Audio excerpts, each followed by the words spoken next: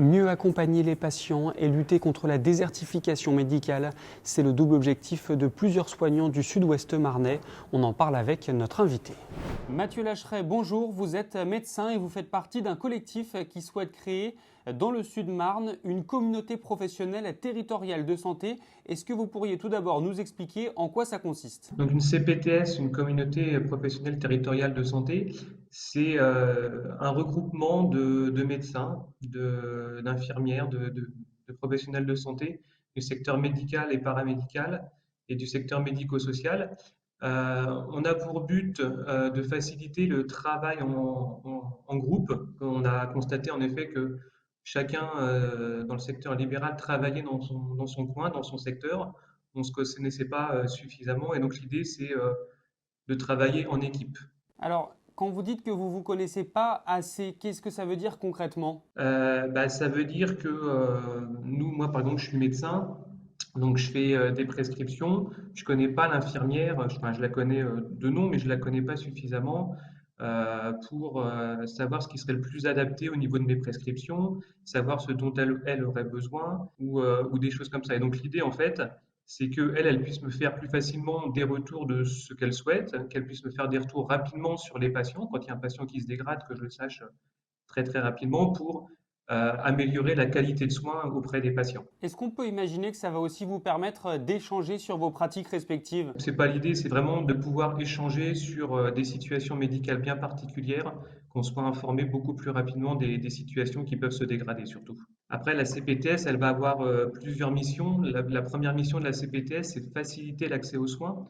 Donc ça va consister à essayer de trouver des médecins traitants pour les patients, essayer d'organiser un petit peu l'accès aux soins non programmés, donc les consultations d'urgence. Après, la deuxième mission de l'accès de la CPTS, ça va être de faciliter l'organisation du parcours de santé. Alors ça, qu'est-ce que ça veut dire? Nous, dans notre secteur, on a constaté qu'il y avait une relation pas très importante entre l'hôpital et la médecine de ville. L'idée de créer cette CPTS va nous permettre de travailler directement avec l'hôpital. Et un des rôles, ça sera de faciliter les hospitalisations directes pour éviter aux patients les passages par les urgences avec des temps d'attente qui sont parfois très très longs. Et l'autre mission de la CPTS, ça sera de travailler sur le versant prévention. Il y a un versant qui va consister à favoriser la qualité des soins, c'est ce dont on parlait un petit peu juste avant, sur faciliter l'échange entre professionnels de santé pour justement que les soins soient plus adaptés au niveau du patient. Et la cinquième mission qui, pour l'instant, est optionnelle, mais qui, à mon avis, sera la plus importante dans le cadre de notre CPTS, c'est d'accompagner les professionnels de santé et favoriser l'installation des professionnels de santé dans notre secteur. Ça veut dire que vous avez du mal à convaincre aujourd'hui ? Le territoire Sud-Marne, en effet, fait partie des déserts médicaux. Rien que pour vous donner un ordre d'idée, en 2020, on était 10 médecins sur Cézanne répartis sur 3 cabinets. En 2020-2021, on a enregistré 4 départs de médecins, ce qui fait qu'en fait, voilà, on a perdu 4 médecins en 2020-2021. Après, honnêtement, je pense que c'est pas une fatalité. Moi, je me suis installé en 2015 et je me suis installé avec une consoeur qui sortait à peine de son internat. Et donc, le message que j'ai envie de faire passer, c'est que c'est pas parce qu'on est en zone déficitaire, qu'on est à la campagne, c'est compliqué de recruter des médecins, ça c'est clair, mais c'est faisable. Et le point commun à ma consoeur avec qui je me suis installé en 2015 et aux deux médecins qui veulent potentiellement s'installer avec nous, c'est qu'on a tous été étudiants dans le cabinet ou dans le secteur immédiat.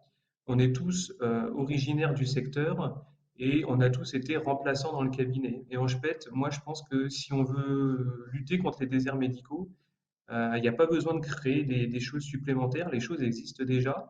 Il faut vraiment s'appuyer sur ces stages de fin de cursus, c'est ce qu'on appelle le stage chasse-passe, où en fait l'étudiant est complètement en autonomie au cabinet. En fait, il a un maître de stage qui est présent, il a son bureau à lui, il fait ses consultations et en fin de journée ou à chaque consultation en fonction de ce dont il ressent le besoin, il nous fait un retour. Et je pense vraiment qu'il faut s'appuyer sur ce stage chasse-passe qui existe déjà. Il n'y a pas besoin de créer des choses supplémentaires et surtout pas cette fameuse année supplémentaire qu'ils veulent créer pour les internes qui, à mon avis, va plus avoir tendance à dégoûter les étudiants de faire de la médecine générale.